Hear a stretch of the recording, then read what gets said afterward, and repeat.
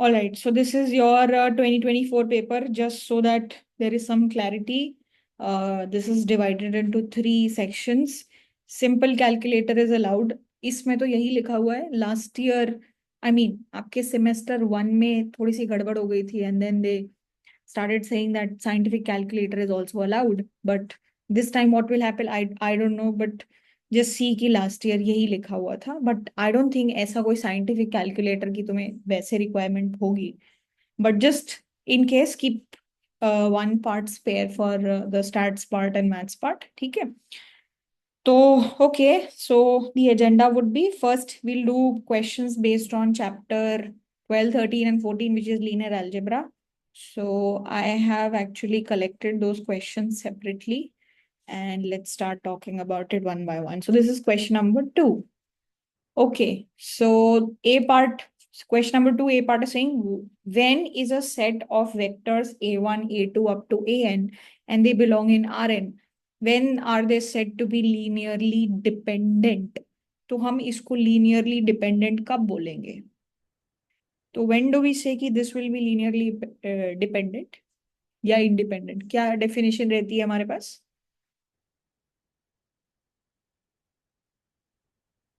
Ma'am it will be C1 A1,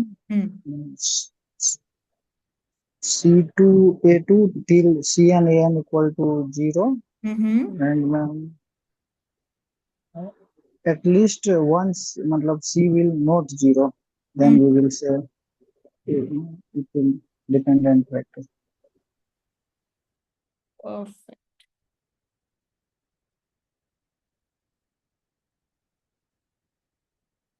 So a set of vectors A1, A2 up to AN belonging to Rn is said to be linearly dependent if for some constants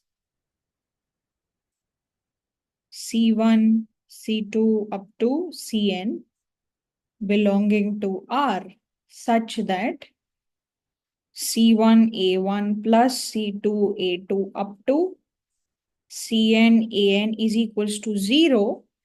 And what is the condition that we require? कि सारी सी value 0 नहीं होनी चाहिए, right. At least ऐसा कोई ना कोई C1 C2 up to Cn का कुछ ना कुछ कॉम्बिनेशन होना चाहिए जिसमें एटलीस्ट एक value non zero, right. For not all C1 C2 up to Cn value equal to 0, right? At least, or you can say at least one of the Ci value is non-zero, right? अगर ऐसा होता है तो हम लोग ये जो भी सेट ऑफ वेक्टर्स है इसको क्या बोलेंगे? Linearly dependent. अगर ये पार्ट 0 होता है only when all the C I values are 0, then this becomes linearly independent. ठीक है. So we just have to mention the definition here. Definition हमें यहाँ पे मेंशन करनी है. ओके.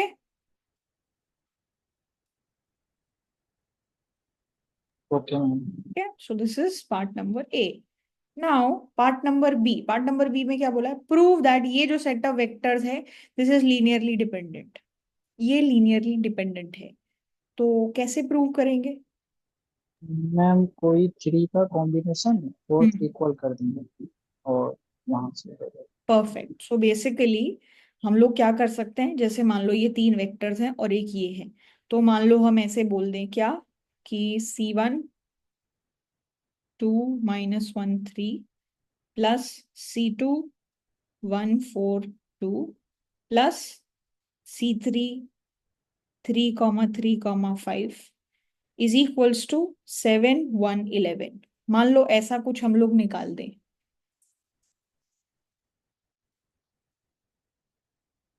अगर ये इसमें C1 C2 C3 की कुछ ना कुछ प्रॉपर वैल्यूज अगर आ गई, कुछ भी अगर सोल्यूशन आ गया, तो प्रूव हो जाएगा कि ये सिस्टम क्या है? लीनियरली डिपेंडेंट,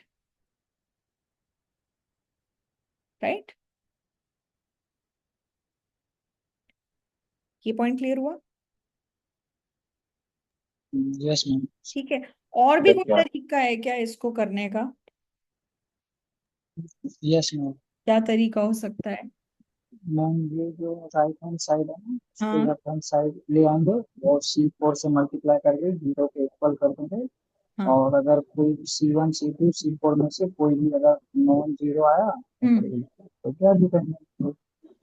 मतलब लेकिन वो तो यही वाली अप्रोच हो गई ना, काइंड ऑफ सिमिलर।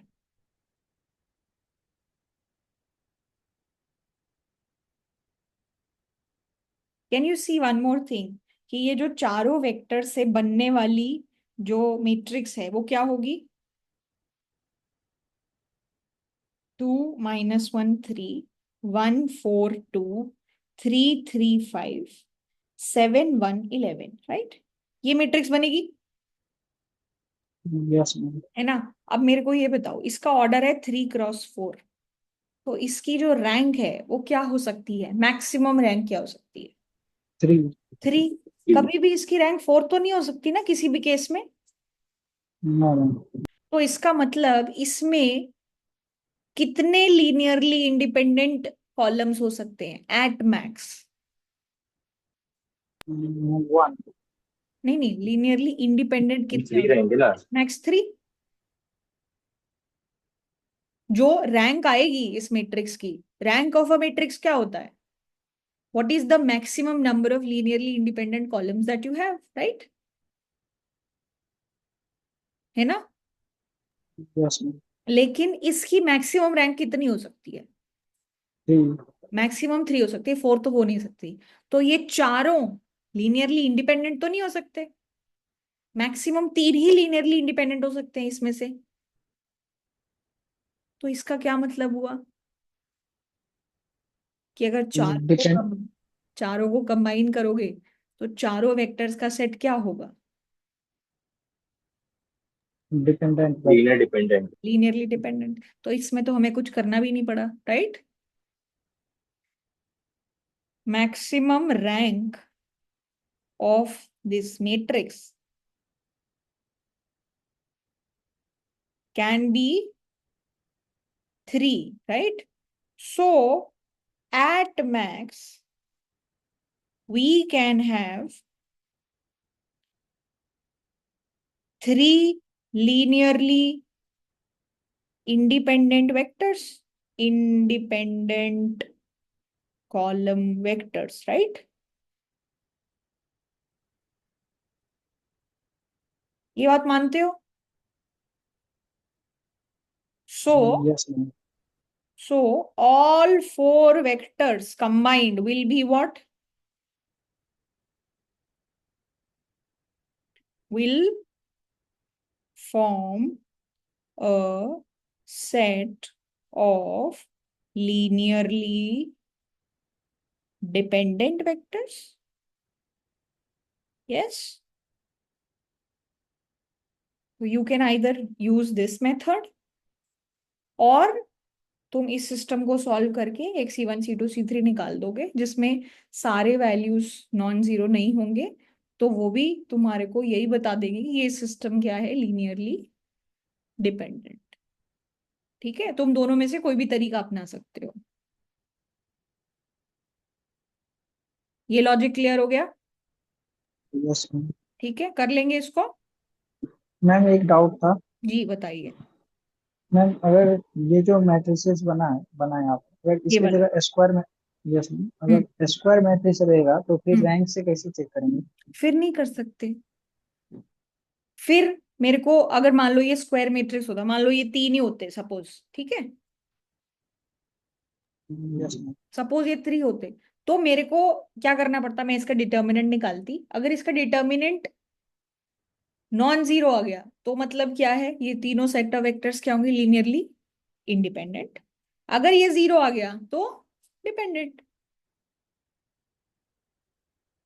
तो मैम ऐसे मतलब matrix, sorry, determinant square matrix रहेगा तो फिर डिटर्मिनेंट का मतलब सिंगुलर है या नॉन सिंगुलर चेक करके वैसे भी बता सकते हैं। Yes yes, that you can do. So if you would not have had this, तो हम लोग ये जो मैट्रिक्स होती है इसका डिटर्मिनेंट देखते। अगर डिटर्मिनेंट 0 आ गया तो इसका मतलब रैंक 3 तो नहीं हो सकती, रैंक होगी या तो 2 या 1। तो 3 नहीं हो सकती रैंक, तो maximum number of linearly independent vectors is not 3। तो तीनों को मिला के जब कंसिडर करोगे तो वो सिस्टम लीनियरली डिपेंडेंट वाला बन रहा है। और अगर ये नॉन जीरो आ गया तो तीनों डिपेंडेंट इंडिपेंडेंट हो गए। और यहाँ पे हमारे साथ कन्वीनियंस क्या हो गई कि भाई 3 क्रॉस 4 की तो मैक्सिमम रैंक ही 3 आ सकती है, तो चारों को कंबाइन करके तो लीनियर डिपेंडेंसी ही आएगी, राइट।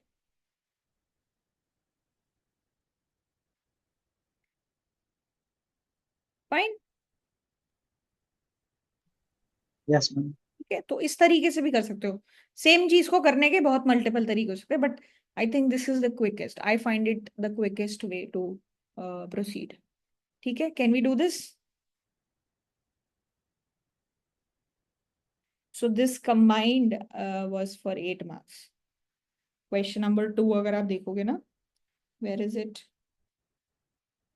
या question number 2 was for 8 marks. ठीक है, चले आगे। Yes, ma'am. चलो, okay. And guys, it's just my request. I mean, please join the PYQ sessions. आप लोग join करो, I really appreciate. क्योंकि जब साथ साथ में हो रहा होता है तो आपके queries भी आ जाते हैं और थोड़ा सा enthusiasm भी बना रहता है. Otherwise, it becomes very monotonous to do these like that. Okay, चलो. Let's do question number 4. So question number 4 is saying define the rank of a matrix. So what is the definition of rank of a matrix? क्या होती है rank of a matrix? The maximum number of linearly independent vectors present in a matrix. So rank of a matrix is the maximum Number of independent column vector. of linearly independent column, or you can also say row vectors. ठीक है, तो इसमें जितने maximum number of linearly independent column vectors या तो रो vectors जितने हैं ना मैक्सिमम, वो तुम्हारी रैंक होती है। ठीक है, इसको डिफाइन करने का कोई और तरीका हो सकता है क्या? The order of the highest what?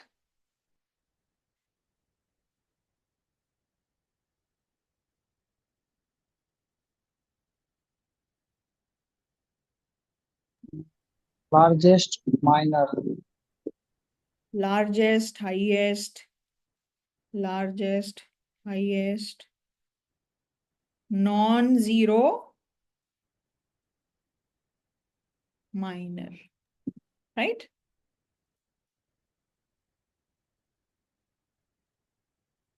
Yes. वो लार्जेस्ट माइनर जिसका मतलब माइनर बेसिकली डिटर्मिनेंट ही होता है जो नॉन जीरो हो, राइट? ठीक है, तो आप इस तरीके से भी डिफाइन कर सकते हो इसको। फाइन। Yes ma'am. ठीक है, नेक्स्ट पार्ट। नेक्स्ट पार्ट क्या बोल रहा है? Find the rank of the following matrix. इस मैट्रिक्स की रैंक निकालो for different different values of P and Q. P और क्यू की जो भी अलग अलग वैल्यूज है उसके लिए इस चीज की रैंक निकालनी है, इस मैट्रिक्स की रैंक निकालनी है। तो देखो, ये मैट्रिक्स को अगर मैं देखूं, इसकी ऑर्डर क्या है? 3 क्रॉस 4 है ना? तो इसकी मैक्सिमम रैंक क्या हो सकती है? 3. मैक्सिमम रैंक हो सकती है 3, सॉरी माय बैड, 3 हो सकती है मैक्सिमम रैंक।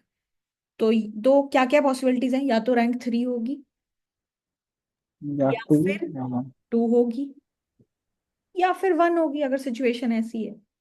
तो एक बात बताओ, अगर मैं पी और क्यू को भूल जाऊं, मैं सिर्फ 2/2 के लिए अगर देखूं, तो 2/2 का कुछ ऐसा बन रहा है क्या जो नॉन जीरो हो? तो जैसे मान And low, when p is equal to 6. मैं अगर मान लो इस रो को रिमूव कर दूं और मान लो आखिरी 2 कॉलम्स को रिमूव कर दूं, तो ये जो मेरा 1 3 4 2 बना, is this coming out to be zero और non zero determinant? Non zero ma'am. Non zero आ रहा है, तो Yes मतलब मैं. इसका मतलब क्या है, रैंक 1 तो नहीं हो सकती क्योंकि हमें नॉन जीरो 2/2 माइनर मिल चुका है।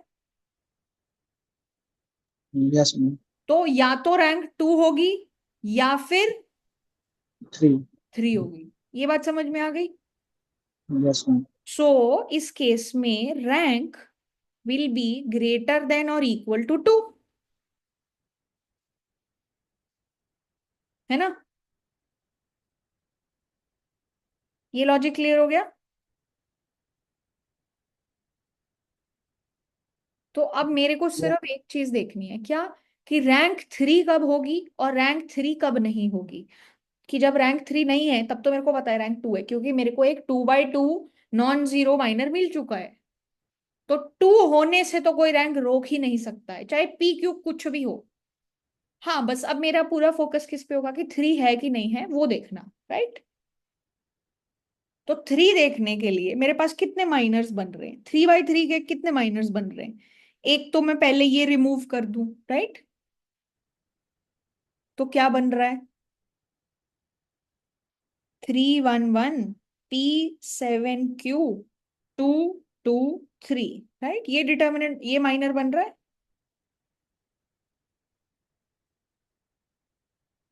एक माइनर ये है ना। Yes ma'am. दूसरा माइनर है जब मैं इसको रिमूव कर दूं, यस मैम। है ना। तो दूसरा माइनर क्या बन रहा है, 1 1 1 2 7 Q 4 2 3। तीसरा क्या बनेगा, जब मैं इसको रिमूव कर दूं तो क्या बनेगा, 1 3 1 2 PQ 4 2 3। और फोर्थ माइनर क्या बन सकता है अपने पास, जब आप आखिरी टर्म को रिमूव कर दो, इसको, राइट, इसको। तो क्या बच जाएगा, 1 3 1 2 P 7 4 2 2। करेक्ट है। अब इसमें से कोई एक भी नॉन जीरो आ गया ना तो रैंक 3 हो जाएगी, और अगर सारे जीरो आए रैंक 2। तो रैंक 2 आ गई। बात समझ आ गई। तो अब क्या करना यस। है, एक एक करके सब पे फोकस करना है।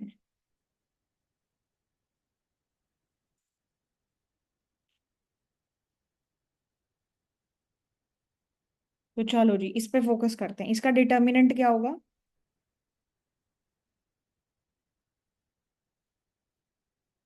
3 21 -2Q -1 3P -2Q and this is +1 and then 2P -14, right. तो ये कितना हो गया, 63 -6Q -3P +2Q +2P -14। So what is it, 63 में से 14 माइनस करना कितना होता है, 49। 49। और ये Q और ये Q मतलब माइनस, माइनस Q एंड और माइनस P -P। तो ये हो नॉट गया इक्वल टू एक। 0। अब एक तो ये हो गई वैल्यू डिटर्मिनेंट की, राइट। अब ये P और Q दोनों पे डिपेंडेंट है, राइट। अब इस पे चलो जरा, ये कितना आ रहा है, 1। इसको क्या करना पड़ेगा, हाँ। तो ये 2P -14 2P -14 -3 minus 4 3 -28 -28 +1 4 -4P 4 -4P, right. अब ये देखो जरा कितना आ रहा है, 2P -14 -12 प्लस 54 अच्छा इसको प्लस solve- 84 हाँ ये कितना होगा, 24 माइनस 24 प्लस मैम 72 प्लस 72 -24 60 70, हाँ 72, राइट। और फिर इधर क्या हो जाएगा, ये +4 -4p, तो ये पूरी टर्म कितनी हो जाएगी, 62 दिस इज 6 6 76 -14, 76 -14 -2p 62, हाँ 62, और ये है p, 2p और हाँ ठीक है, तो ये -2p हो जाएगा, and this is equal to 0, right, not equal to 0, मतलब this is the value that is coming out, ठीक है। फिर what about the third part, इसके साथ क्या हो रहा है, इसको तो हम थोड़ा सिंपल भी कर सकते हैं, राइट, डिटर्मिनेंट को माइनस करके, क्योंकि तीनों जगह 1 1 1 आ रहा है, राइट। इसमें से ये माइनस करेंगे,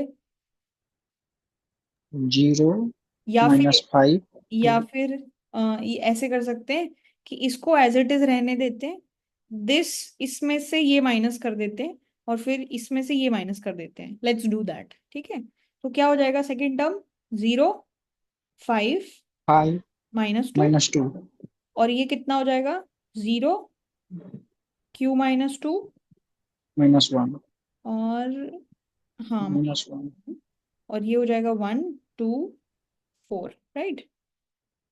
और इसकी डिटर्मिनेंट वैल्यू कितनी हो जाएगी, 1 टाइम्स -5 -5, और ये minus minus plus +2q -2, right, ठीक है। तो ये एक्चुअली क्या हो गया, -5 + 2q -4, okay, and that becomes 2q -9, right. Not equal to 0 हाँ, अभी 0 का क्या होगा वो हम लोग एंड में देखेंगे, ठीक है। अभी एक बार सारी वैल्यूज निकाल लेते हैं। अच्छा, अब इसके साथ क्या हो रहा है, 1 3p -2q -3 6 6 4 4q +1 +4 -4p 4 -4p, तो ये हो जाएगा 3p -2q -18 +12q +4 -4p, ठीक है। और अब p, -p this is p, this is p, this is q, minus this is q, हाँ कितना हुआ ये, -p, माइनस और ये +10q और -14 और ये हो गया, मतलब ये हो गया, राइट। तो अब हमने सब कुछ निकाल लिया, चारों पॉसिबिलिटीज आ गई हमारे पास। तो अब ये देखो, ये 0 कब होता है, if q is equals to 9/2 9/2। ये 0 कब होता है, if p is equals to 31 31। और जरा p की वैल्यू 31 और q की वैल्यू 9/2 लगा के देखो, इसमें क्या आ रहा है, 49 -4 इंटू 31 31 -p, अच्छा no sorry ma'am sorry 4 plus into q, 9/2 या 4 इंटू 9/2, और ये कितना था, -31, राइट। तो ये करना जरा, क्या हुआ, 49 मैम 0 आ गया। 0 आ गया, -18 -31, हाँ ये 0 आ गया है, राइट। तो अगर p की वैल्यू 31 होती है और q की वैल्यू 9/2 होती है, तो ये भी 0 हो जाएगा, और ये भी 0, ये तो 0 हो ही रहा है, और ये तो 0 हो ही रहा है। और इसको भी देख लो जरा, इसके साथ क्या सिचुएशन है।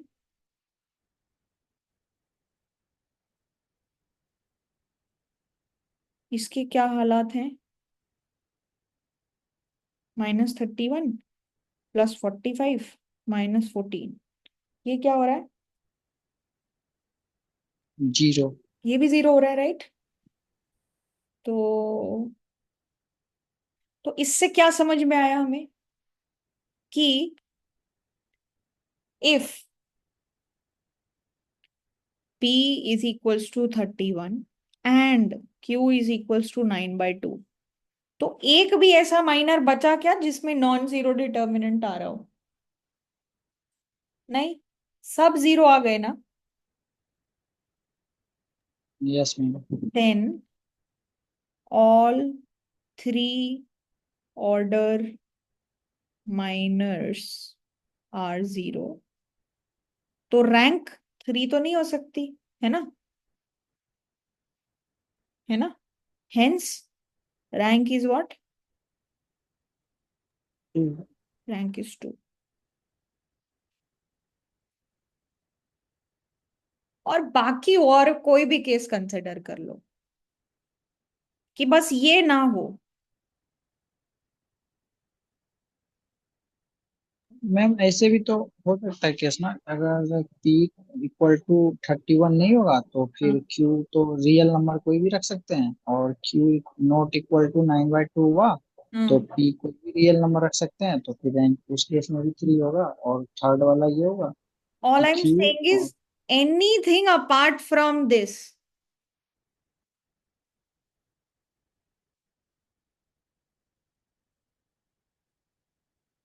will give a rank of 3।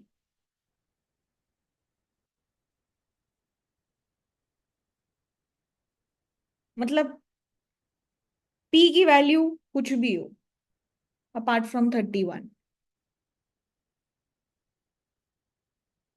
And q की वैल्यू कुछ भी हो अपार्ट फ्रॉम 9/2, तो रैंक 3 होगी। ये बात तो मानते हो? क्यों? Yes ma'am. क्योंकि फिर ये वाली पार्ट नॉन जीरो हो गई और ये वाली पार्ट भी नॉन जीरो हो गई। और मैं तो एक स्टेप और जाके बोल रही हूँ कि इन दोनों में से चाहे एक वैल्यू बराबर हो लेकिन एक नॉन बराबर हो, मतलब at least one of them doesn't hold, then also the rank is 3। क्यों? क्योंकि मान लो तुम कि p की वैल्यू 31 है लेकिन q 9/2 नहीं है, तो 9/2 वाला डिटर्मिनेंट पिक कर लो, ये नॉन जीरो आ जाएगा, तो मेरी रैंक हो गई 3। और तुम बोलोगे नहीं मैम, हम तो इसको नॉन जीरो करेंगे, इसको बराबर कर देंगे, तो कर दो, कोई दिक्कत नहीं। फिर ये वाला डिटर्मिनेंट जो 3/3 ये वाला था वो 0 हो जाएगा, जिसमें p था वो नॉन जीरो हो जाएगा।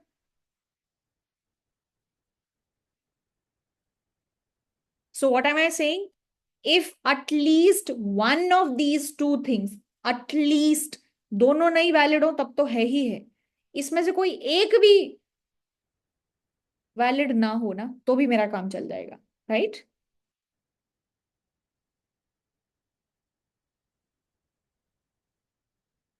Yes ma'am. So any value, any pair p comma q such that either p is not equal to 31 or q is not equal to 9/2। Either और बोल रही हूँ, फोर्स नहीं कर रही कि दोनों को ही वैलिड होना पड़ेगा, आइदर और बोल रही हूँ, देन रैंक इज 3, राइट? सो इसको लिखने का और तरीका क्या लिख सकते हो? If p is not equal to 31 and q is not equal to 9/2, तो रैंक क्या है? 3।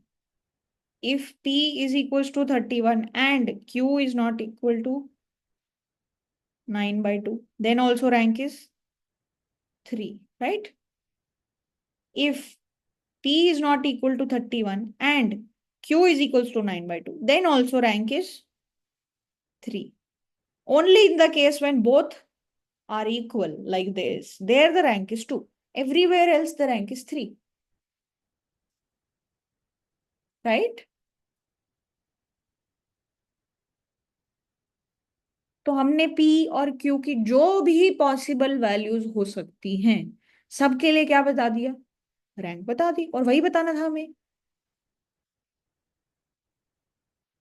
Is this logic okay? Clear हो गया कि क्यों इस तरीके से बात कर रहे हैं?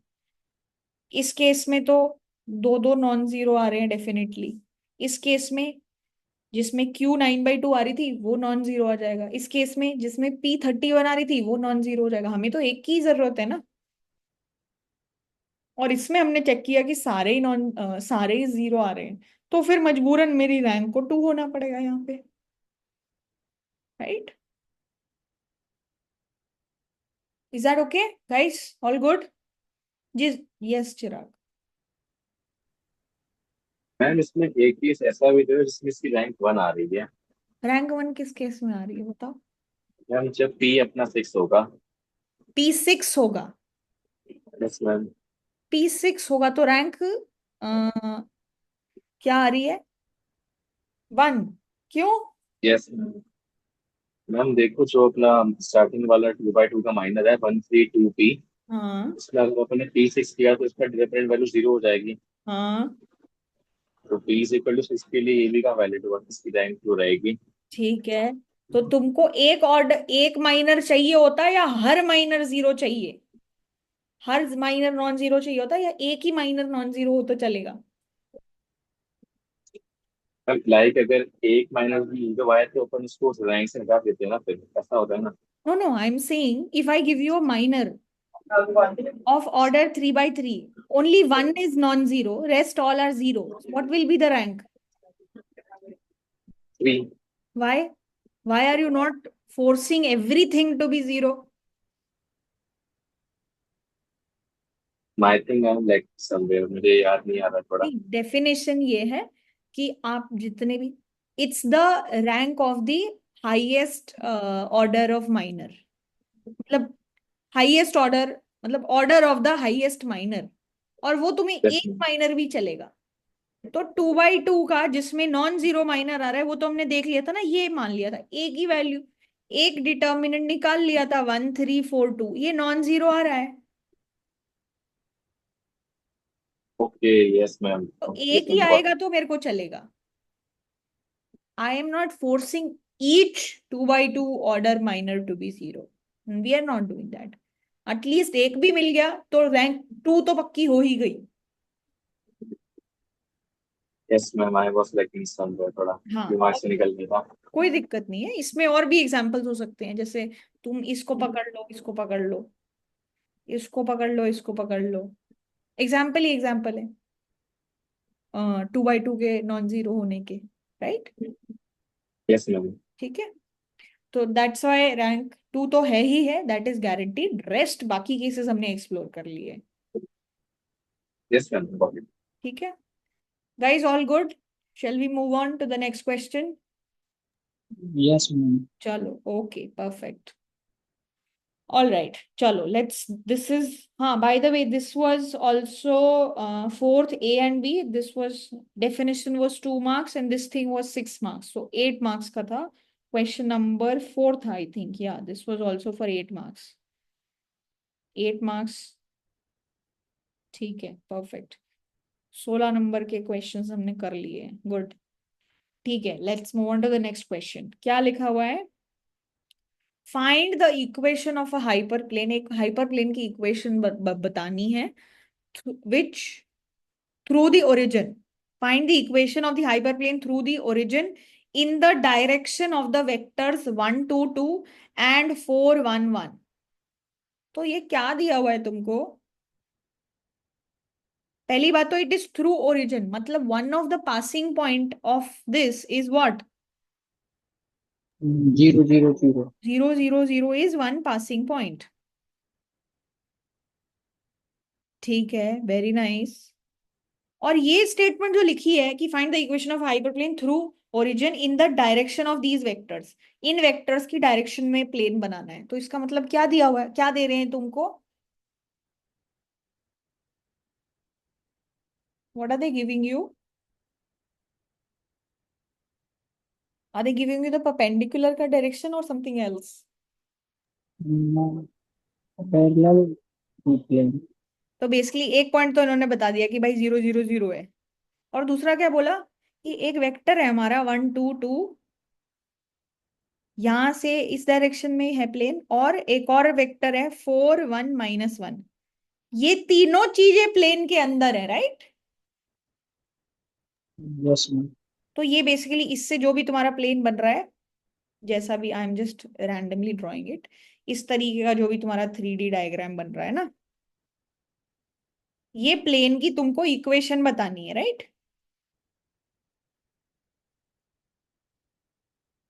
यस, ठीक है, ये पॉइंट क्लियर हो गया,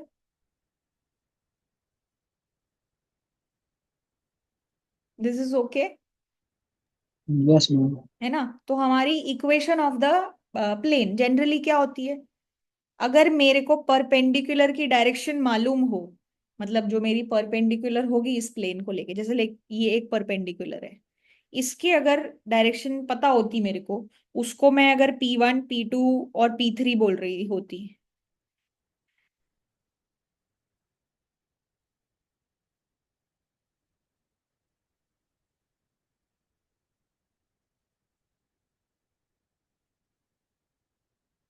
अगर ये मेरे को डायरेक्शन वेक्टर है परपेंडिकुलर का, और एक पासिंग पॉइंट है 0 0 0, तो मेरी इक्वेशन ऑफ प्लेन क्या होती। मैम ये जो अगर परपेंडिकुलर वेक्टर गिवन रहेगा तो हाँ। मैम कि ये जो 1 2 2 है और ये मतलब 0 0 0 है, मतलब यहाँ से लाइन का इक्वेशन निकाल के हम्म। और फिर ये 0 0 0 से P1 P2 P3 से लाइन का इक्वेशन निकाल के फिर ऑर्थोगोनल वाला प्रॉपर्टी लगा देंगे, डॉट प्रोडक्ट जीरो कर देंगे, हम्म। तो फिर वहां से P1 P2 P3 का एक इक्वेशन आ जाएगा। हम्म। फिर और सेम चीज इस पे अप्लाई करेंगे, ये 4 1 - 1, फिर वहां से आ जाएगा, और कोई P1 का एक मतलब वैल्यू फिक्स करके P2 P3 उसके अकॉर्डिंग निकाल देंगे। Hmm. Exactly, we are going to do that only, but before that, correct है आपने जो बोला, बिल्कुल करेक्ट है। बट मान लो अगर P1 P2 की वैल्यू, P1 P2 P3 की वैल्यू मुझे ऑलरेडी पता होती, तो मैं क्या करती इक्वेशन ऑफ प्लेन निकालने के लिए, और मान लो तुम्हें A और B और C एक पासिंग पॉइंट दिया होता, तो क्या करते, इक्वेशन क्या होती।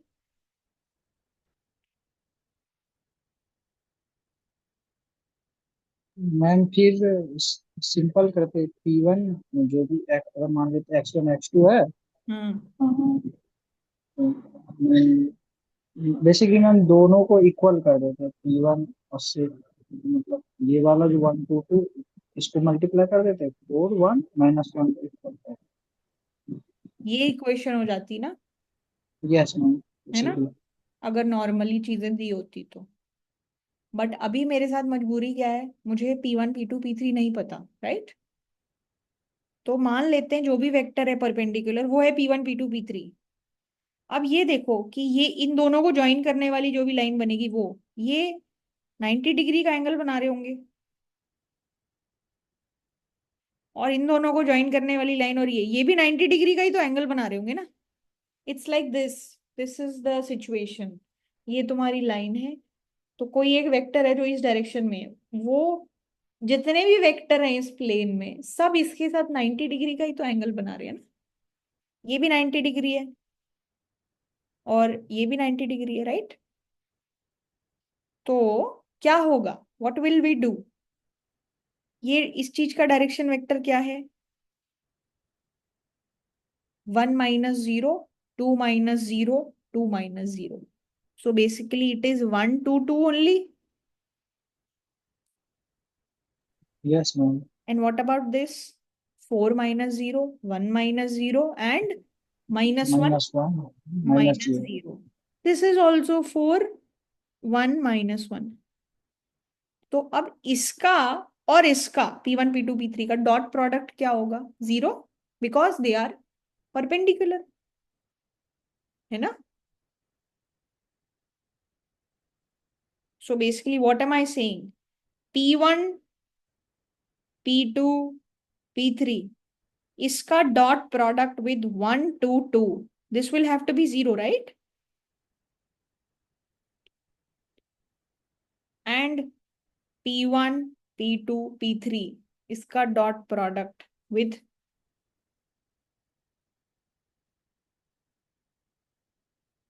4, 1, -1. This is also 0. Yes? ये बात क्लियर हो गई?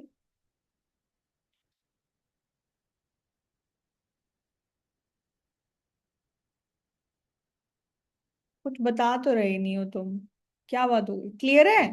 Yes, yes ma'am. ठीक है, ओके चलो फिर आगे इक्वेशन क्या बनेगी? P1 plus 2 plus times to P2 plus 2 times P3, this is equals to 0. And 4P1 plus P2 minus P3 is equals to 0. अब तुम्हारे पास कितने वेरिएबल्स हैं यहाँ पे? 2, 3, कितने? तीन। और इक्वेशन 2 है, तो क्या करना पड़ेगा? कोई भी एक वैल्यू को कुछ अज्यूम कर लो, राइट? अच्छा, तो let P3 is equals to T. तो हमारी इक्वेशन क्या बन जाएगी? P1 plus 2 times P2 is equals to -2T, and 4P1 plus P2 is equals to T, right? मैं इसको 2 से मल्टीप्लाई कर देती हूँ, तो इक्वेशन क्या बन जाएगी? 8P1 plus 2P2 is equals to 2T, है ना? और मेरी ऊपर वाली इक्वेशन क्या है? ये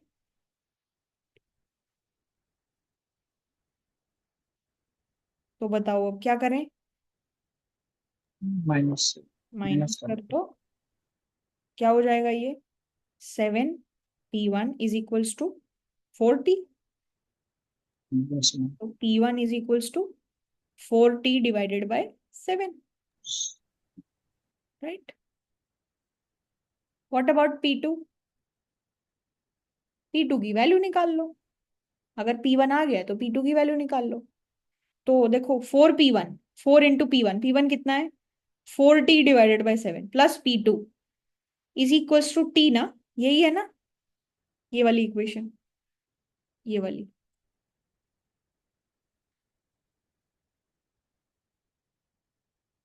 यस,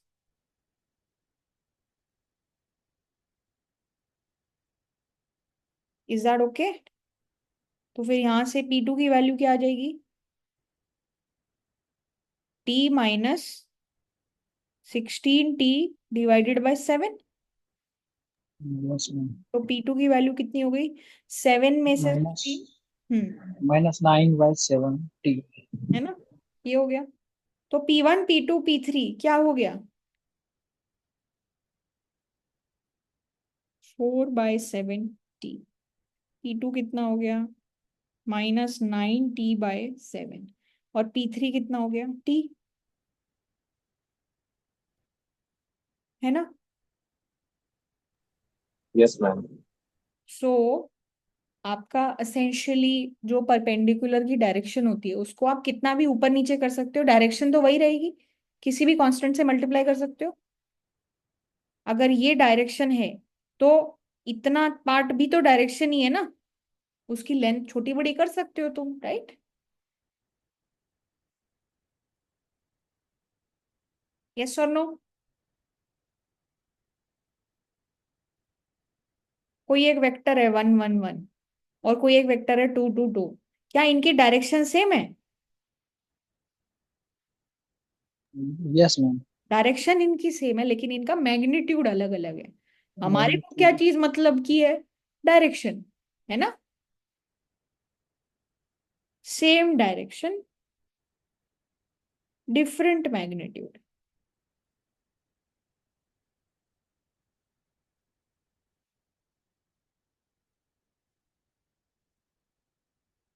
तो मैं क्या कर सकती हूँ, इस पूरी चीज को 7 से मल्टीप्लाई कर देती हूँ ताकि थोड़ी सी सिंपल हो जाए। P1 is equals to 4T, P2 is equals to -9T and P3 is equals to 7T। तो हमारे डायरेक्शन वेक्टर्स टी को भी हटा लो, direction vectors P1 P2 P3, simply मैं क्या लिख सकती हूँ, 4 -9 and 7, right?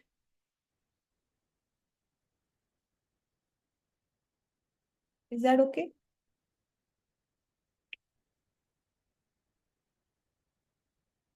Yes ma'am.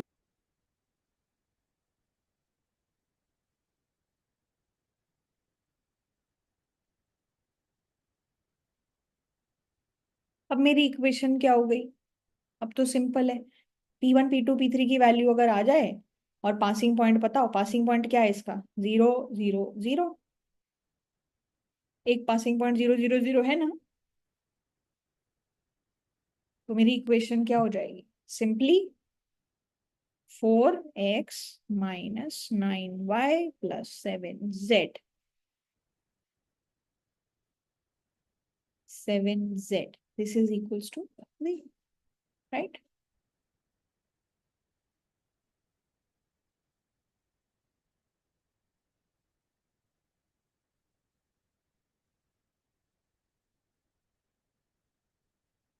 Is that okay? This is the equation of the hyperplane. This is the thing that was required. जो required था हमने कर दिया है, ठीक है?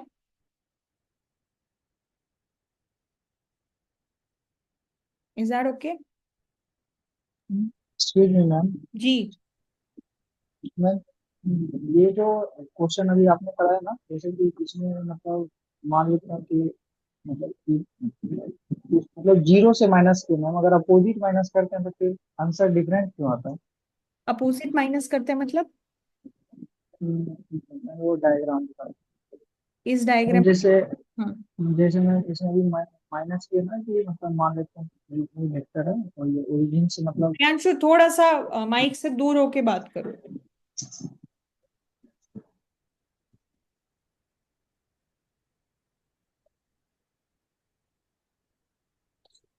मैम हाँ इसमें जो है आपने अभी मतलब 1 2 2 में मतलब 1 2 2 माइनस किया ना, 1 - 0 2 - 0 एंड टू हाँ माइनस जीरो। हाँ अगर हम अपोजिट माइनस करेंगे, हाँ 0 - 1 हाँ 0 - 2 एंड हाँ 0 - 2, और हाँ। सेम इसमें भी अपोजिट माइनस करेंगे तो हाँ। क्या फिर नहीं, आंसर कोई डिफरेंट? फर्क नहीं आएगा, आंसर सेम आएगा, तुम्हारी इक्वेशन सेम आएगी, कोई फर्क नहीं आएगा, करके देख लो। नो मैम, एक्चुअली मैम इसमें ये डाउट था, जैसे अभी आपने पासिंग पॉइंट 0 0 0 लिया ना, अगर हाँ उसकी जगह इस दोनों में से कोई भी तो ले सकते हैं ना पासिंग पॉइंट? हाँ, ले लो, कोई दिक्कत नहीं है, ले लो, लेके देखो, चलो ले लेते हैं, ठीक है। क्या है हमारा, 1 2 2, ठीक है, एक वो ले लेते हैं, कोई दिक्कत नहीं है। चीजें बनी ही ऐसी हैं कि 4x - 1, ठीक है, -9 y -2 +7 z -2, राइट? यही है, ये मेरी इक्वेशन है, करेक्ट? Yes ma'am. चलो करो, 4x - 4 -9y +18 +7 z -14, ये देखो जीरो नहीं हो रहा।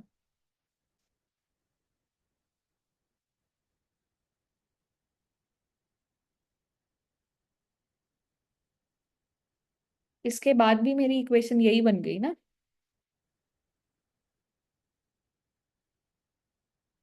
यही बनी ना? Yes ma'am. कोई दिक्कत नहीं है, तुम दूसरा पॉइंट लेना चाहते हो ले लो, कोई दिक्कत नहीं है, no problem at all, you will get the same thing. और तुमको अगर इससे प्रॉब्लम हो रही है कि मैम ये 1 - 0 क्यों किया, 0 - 1 0 - 2 0 - 2, जो मर्जी आए तुम करो, कोई दिक्कत नहीं है, ऑल दैट मैटर्स। हम यहाँ कौन सी प्रॉपर्टी यूज कर रहे हैं कि भाई ये और ये जो भी डायरेक्शन है, अब डायरेक्शन हो सकता है तुम ऐसे ले रहे हो, जब तुम 1 - 0 ये सब कर रहे हो तो तुम किस डायरेक्शन जा रहे हो, ऐसे, है ना? जब तुम 0 - 1 0 - 2 0 - 2 करोगे तो तुम किस डायरेक्शन में जा रहे होगे, इस डायरेक्शन में। तो यहाँ पे भी तो सेम ही बात है ना, ये एंगल भी तो 90 डिग्री है, सिमिलरली यहाँ पे ये एंगल तुम्हारा 90 डिग्री बन रहा होगा। राइट? वो कोई इशू नहीं है, तुम you are free to do anything, because यहाँ पे the property that we are using is that the angle between जो भी तुम्हारी परपेंडिकुलर की डायरेक्शन है वो, एंड जो भी तुम्हारी प्लेन के अंदर कुछ डायरेक्शन बन रही है वो, उन दोनों के बीच का एंगल 90 है। सेम डायरेक्शन इज दिस, इसकी बस ऑपोजिट डायरेक्शन है, बट प्रॉपर्टी तो सेम ही रहेगी, उससे कोई प्रॉब्लम नहीं होगी हमें, नो प्रॉब्लम एट ऑल। ठीक है, fine. Yes, ma'am. Okay, so next part क्या बोल रहा है, where does the above plane intersect this particular line. ये जो प्लेन है ये इस लाइन को कहाँ इंटरसेक्ट करता है, तो कैसे बताएंगे इसको, इक्वेशन में पुट कर देंगे। इक्वेशन में पुट कर दो, परफेक्ट, चलो पुट करो फिर। तो इसमें जब तुम पुट कर रहे हो तो x की जगह I use x y z, you can just use x1 y1 z1, x y and z, please note that, ठीक है। तो यहाँ पे क्या हो जाएगा, 4 x की जगह क्या रखोगे, -t+2 प्लस, सॉरी -9, y कितना है 2t-1 प्लस 7, z कितना है t+3, this is equal to 0। तो ये क्या होगा, -4t plus 8 -18t plus 9 plus 7t plus 21 is equal to 0। अब ये देखो कितना है, 8 और 9, 8 और 9 कितने होते हैं, 17, और 17 और 21 कितने होते हैं, मैम 38। 38। तो ये बात हो गई, और इसके साथ क्या बचा हुआ हाल है, ये है 3 होगा। -22 प्लस 7 कितना होता है, -15। -15 t plus this is equal to 0। तो टी की वैल्यू कितनी आ गई, 38 डिवाइडेड बाई 15, राइट।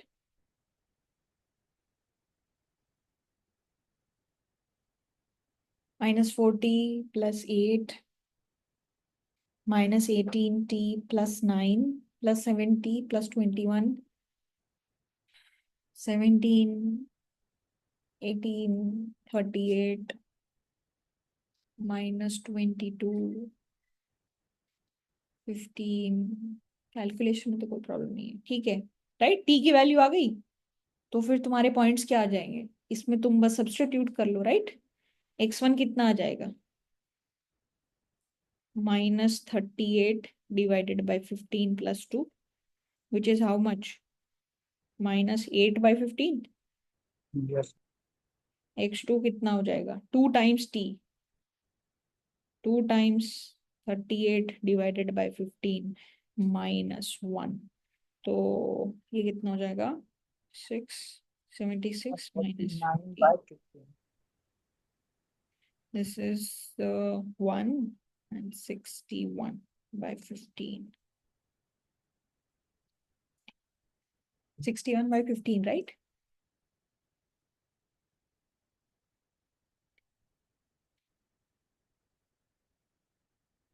मेरे को तो कैलकुलेशन ठीक लग रही है, ठीक है ना। यस मैम, सही। हाँ, लेकिन एग्जाम में पता है क्या होता है कि एग्जाम में लगता है ये भी इंसान कैलकुलेटर से चेक कर रहा होता है, उस टाइम पता नहीं क्या हो जाता है। x3 is equals to t 38 divided by 15 plus 3, तो ये कितना हो जाएगा, 45 प्लस 38 डिवाइडेड बाई 15 कितना हो गया, 83 डिवाइडेड बाई 15, राइट। हाँ, तो ये जो पॉइंट्स निकल के आए हैं ना हमारे, ये और ये हमारे पासिंग पॉइंट है, मतलब नॉट पासिंग पॉइंट, ये लाइन हमारे प्लेन को इस पॉइंट पे इंटरसेक्ट कर रही है, ठीक है। तो जो इंटरसेक्शन का पॉइंट है वो क्या है, -8/15, -61/15, -83/15, ये इंटरसेक्शन है, ठीक है। Is that okay, this is fine.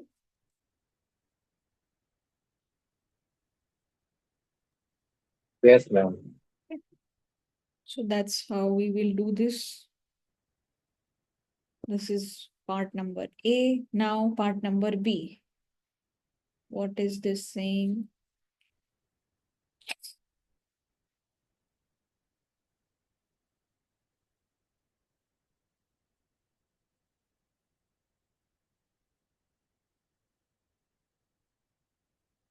Okay, so this is, yeah, fifth question, part number B. क्या बोल रहा है? Let there exist a non-null vector x.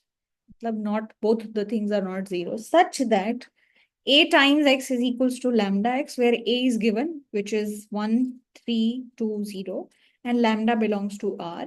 Find lambda, which belongs to R, and compute a raised to the power 10 x for each value of lambda and the associated x.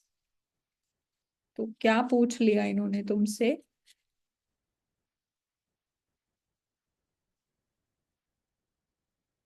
Each value of lambda. तो lambda है क्या यहाँ पे? What is lambda? Ma'am eigen value है ना ये तो शायद आइगन वैल्यू, एंड उसके कॉरेस्पॉन्डिंग x क्या है? Eigen eigen vectors. Eigen vector. तो पहला टास्क क्या है? आइगन वैल्यू निकालनी है और आइगन वेक्टर निकालना है, राइट? फिर अगला टास्क क्या है कि हर कॉरेस्पॉन्डिंग लैम्डा और x के लिए क्या निकालना है हमें? a raise to the power 10 times x, right? चलो करें। तो क्या करना पड़ेगा फिर? a माइनस लैम्डा आई, इसका डिटर्मिनेंट पहले तो 0 करना पड़ेगा, राइट? है ना? तो ये क्या हो गया? 1 माइनस लैम्डा, 2, 3 माइनस लैम्डा, इसका determinant is equals to 0. So what does that mean?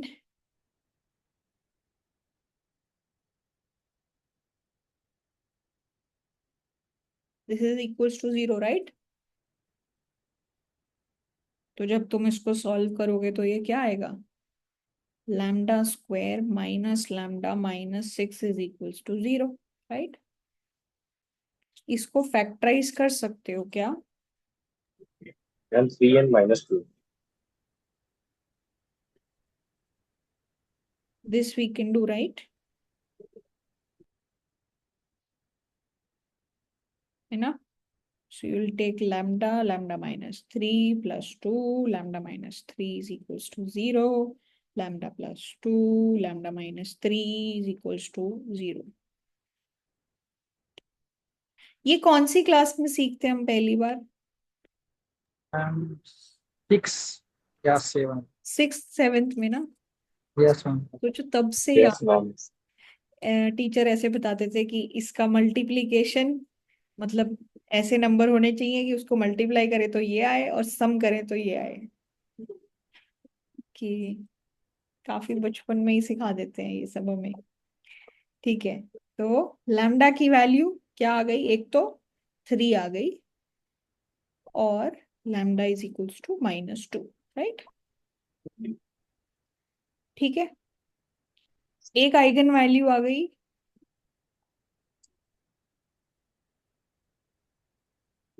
और दूसरी आ गई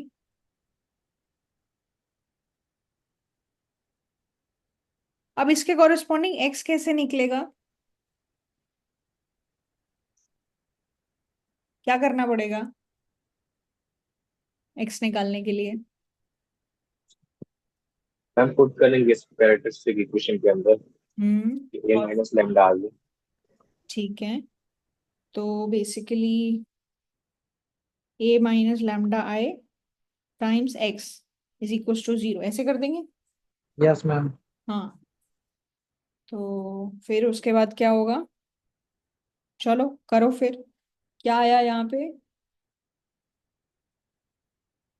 लैम्डा की वैल्यू 3 है ना, तो 1 माइनस 3 इज -2, और इधर 2, और इधर 3, और इधर -3, this is equal to 0, right?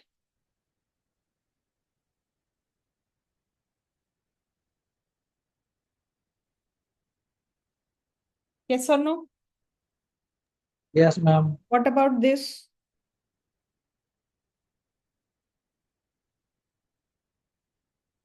इधर -2 रखना है, तो 1 माइनस -2 मतलब 3, और इधर 2 और इधर 3 और इधर -2 रखोगे तो कितना आ जाएगा? 2। 2। हाँ, और इधर है x1 x2 और इधर है 0 0। फिर अब क्या करें?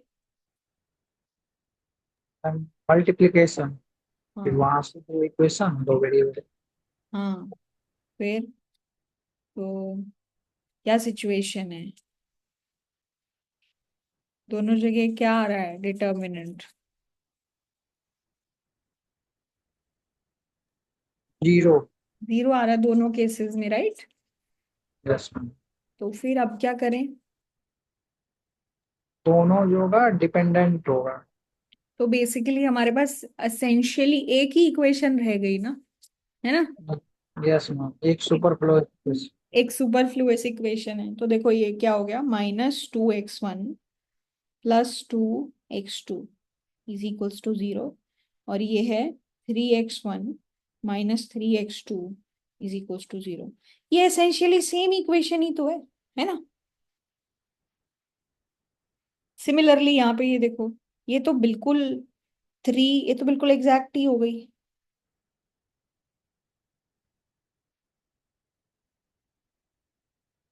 सेम ही हो गई। तो इसमें से हमें एक इक्वेशन पिक करनी है और क्या करना है, उसके बेसिस पे आइगन वेक्टर निकालना है, राइट? कोई एक इक्वेशन पिक कर लो और वहां से आगे प्रोसीड करो। तो यहाँ पे इसको पिक कर लिया, यहाँ पे तो दोनों एग्जैक्टली सेम है। तो फिर यहाँ से क्या निकल के आया, x1 is equals to x2, yes ma'am. Right? तो फिर बेसिकली x1 और इज इक्वल्स टू x2 मान लो कोई t वैल्यू आ गई, तो क्या निकल के आ गया हमारा आइगन वेक्टर? t, तो अब इसमें तुम क्या कर सकते हो? T common. 1, तो 1। Yes ma'am. और इसको यूनिट वेक्टर में भी कन्वर्ट कर सकते हैं। तो तुम्हारा आइगन यस वेक्टर क्या हो गया?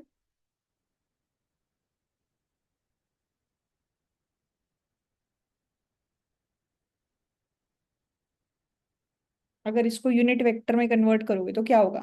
Ma'am, 1/√2, 1/√2। 1/√2, 1/√2, that's what you will do. ठीक है, ये हमारा आइगन वेक्टर हो गया यहाँ पे।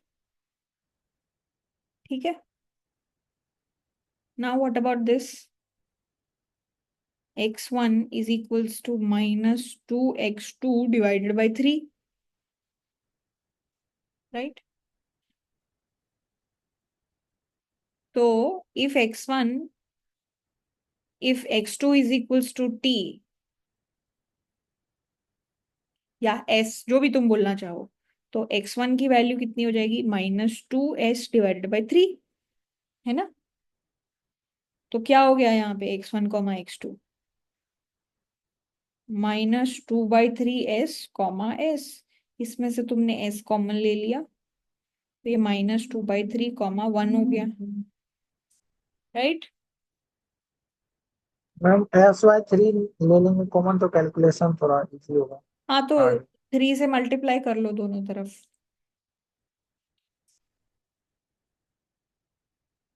इसको मैं ऐसे भी लिख सकती हूँ, it's like s2 and 3, right?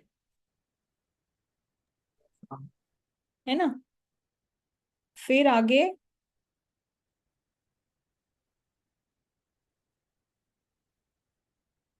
आगे क्या होगा?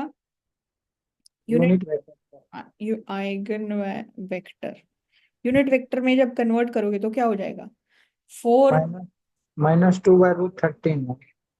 4 + 9 13, हाँ, -2 डिवाइडेड बाई √13, 3 डिवाइडेड बाई √13, 9 और 4 कितना होता है, 13, 13 का स्क्वायर रूट। ठीक है, ये हमारा आइगन वेक्टर हो गया।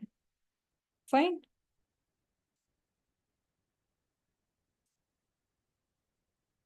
This is okay. तो हमने एक्स वेक्टर भी निकाल लिया, जो आइगन वेक्टर था वो भी निकाल लिया, आइगन वैल्यू थी वो भी निकाल ली। अब आगे क्या करना है हमें, ये कंप्यूटर जो आइगन वेक्टर है मैम, इसको यूनिट में कन्वर्ट करना जरूरी है मतलब? जरूरी नहीं है, but it's a good practice because you can have multiple possibilities ना। मैम जैसे यहाँ पे 1 1 है और -2 3 है, थोड़ा मतलब इजी है ना। या √13 आ गया तो इससे कैलकुलेशन में कुछ डिफिकल्टी आएगा? अदर क्वेश्चन है ma'am? It's a general practice to convert it into a unit vector. तो अगर आपको कभी वेक्टर लिखना हो ना उस पर्सपेक्टिव से, तो मेरा सजेशन है कि हमेशा उसको यूनिट वेक्टर में कन्वर्ट करो। At the end you can do it, right? Yes. तो वो that's something that you should do. Okay, अब इसके बाद क्या निकालना है?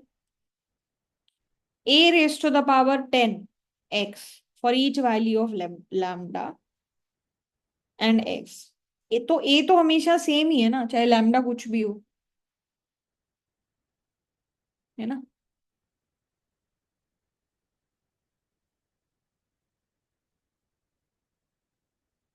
a⁻10x कैसे लिख सकते हो तुम?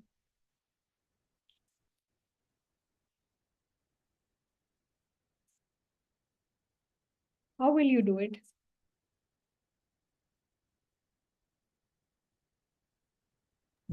सर मैम ऐसे लिख सकते हैं, a⁻9 हम्म। and फिर ब्रैकेट में ax। हम्म। तो और फिर ax का लैम्डा आई हो जाएगा, फिर लैम्डा बाहर ले लेंगे। लैम्डा आई थोड़ी होगा, लैम्डा एक्स होगा। Sorry ma'am, lambda x. फिर हाँ। लैम्डा बाहर ले लेंगे, फिर सेम प्रोसेस रिपीट करेंगे मैम। हाँ, फिर आगे? फिर मैम ए, यस मैम।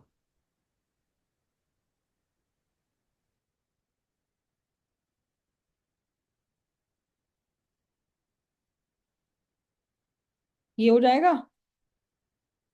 Yes ma'am. तो ये प्रोसेस चलता रहेगा, तो फिर एंड में क्या होगा? λ⁻9। 9 यस मैम। कि 10? Sorry ma'am, 10। सोच लो।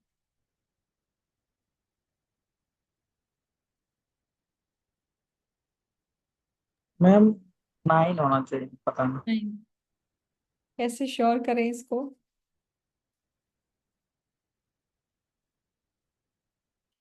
देखो पैटर्न, देखो क्या हो रहा है। इसको जब तुम करोगे तो क्या होगा? ये a⁻7 लैम्डा एक्स, है ना? Yes yes. मैम। फिर ये λ⁻3 a⁻7 x हो गया।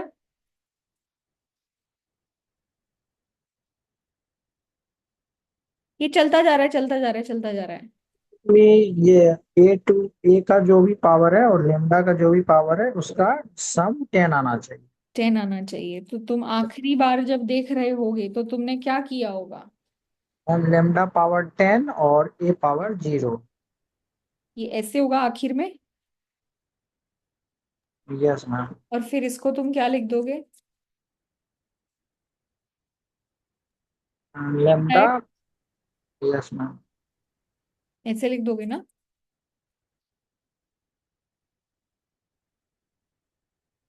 तो देखो ना, जब इसकी पावर 6 बनेगी तो इसकी पावर,